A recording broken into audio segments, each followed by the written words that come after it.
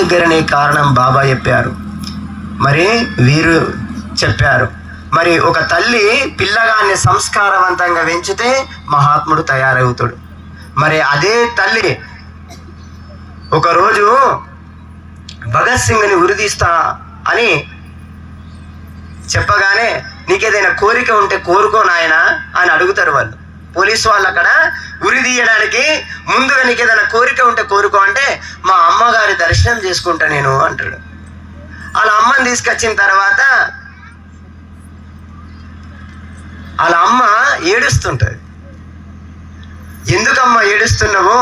నేను నీ సేవ అవును భరతమాత సేవ చేసే భరతమాత కోసమే ధర్మం కోసమే ప్రాణాలు ఇస్తున్నా కదా తల్లి, నేనైతే తప్పు చేయలేదు కదా అని అంటే, అది కాదురా నీలాంటి వాళ్ళని ఇంకో 10 మందిని కనేది ఉండే, ఎందుకు కనేలేనని బాధపడుతున్నా ఏడుస్తున్నా అన్నది.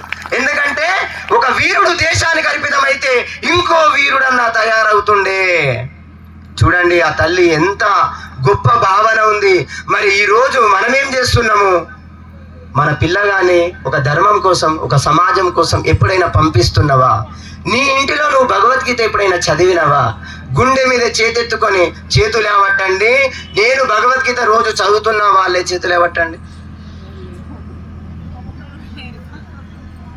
ఇగో ఇట్లా చూడాల్సి వస్తుంది. ఎంతమంది ఉన్నారు? మొత్తం కలిసి 10 మంది లేవట్టారు. నా ధర్మం నేను హిందువుని అంటే సరిపోదు. బాధ వచ్చినప్పుడు గుడికి వెళ్తావు, అదే గుడికి బాధ వచ్చినప్పుడు ఎక్కడో ఉంటే హిందూ కాదు. నా ధర్మానికి, నా దేశానికి, నా గుడికి, నా బడికి, నా స్త్రీకి ఆపద వచ్చిందంటే నా ప్రాణమైన అర్పిస్తాను. ఎవడు ముందుకు వస్తాడు వాడే నిజమైన హిందువు. మరి అలాంటి హిందూ ధర్మము, మన భగవద్గీత, మన ధర్మ గ్రంథము మనమే చదవకుంటే మన ధర్మం నీకు ఎట్లా తెలుస్తుంది? నీ ధర్మము నీకు తెలియనప్పుడే నీ పిల్లలకి ఏం చెప్తావు? మరి మన ధర్మాన్ని ముందు మనం తెలుసుకోవాలా. అయితే చిన్న ప్రశ్న, భగవద్గీత ఎవరి దగ్గర ఉందో చేతులు పట్టండి. Very good. ఒక 100 మంది దగ్గర ఉన్నది. ఎంతమంది దగ్గర? 100 మంది దగ్గర చదివేది ఒక 10 మంది. ఇంతమందిలా సెల్ ఫోన్ ఎవరి దగ్గర ఉందో చేతులు పట్టండి. వాహ్, అరే చప్పట్లు పెట్టండి ఒకసారి, చప్పట్లు గట్టిగా. ఎందుకంటే ప్రతి ఒక్కరి చేతిలో సెల్ ఫోన్ ఉంది కదా. ఆ సెల్ ఫోన్ కు బ్యాలెన్స్ ఎంత? నెలకు 300 రూపాయలు. మరి 300ల్లో ఒక 100 రూపాయలు ఒక్కసారి మన ధర్మ గ్రంథాన్ని తెచ్చుకోండి. లేదు మీ దగ్గర లేదంటే నేను తెచ్చిస్తా.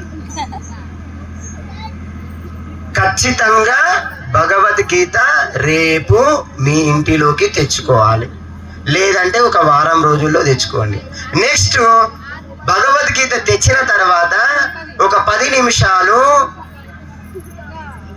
నిమిషాలు అందరు కుటుంబం అంతా కూర్చుండి చదవాల. అది రూల్.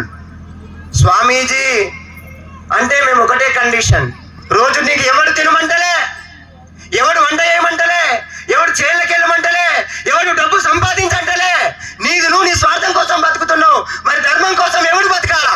ధర్మం కోసం ఎవరు కృషి చేయాలా? వాళ్ళు ప్రాణాలు అర్పించాలా మన కోసం.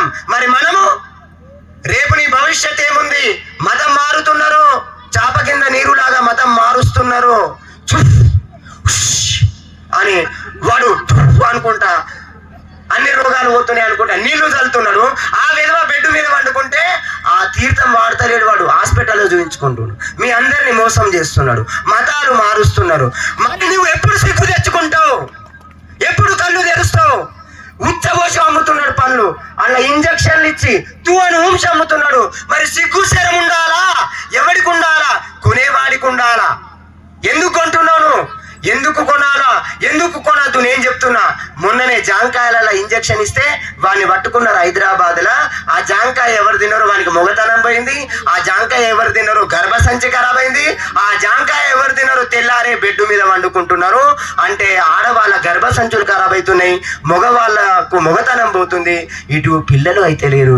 ఎంతమంది హాస్పిటల్లో నా బంగారు తల్లులు హాస్పిటల్లో తిరిగి తిరిగి తిరిగి వాళ్ళకి సంతానం లేక నా దగ్గరికి ఎంతో మంది గుట్ట మీదకి చూయించుకోవడానికి వస్తున్నారు. పిల్లలు అయితే లేరంటే ఒక్కసారి ఆలోచించండి, ఎవరు నిన్ను మోసం చేస్తున్నారు?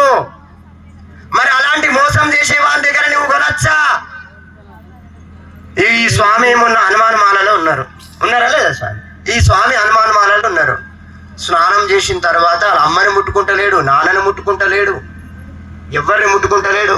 సన్నిధానంలో పోవాలని ఇక్కడ అయ్యప్ప మాలేసి స్వాములు ఉన్నారు, గురుస్వాములు ఉన్నారు, ఎవరిని ముట్టుకోరు. సన్నిధానం ఎవరైనా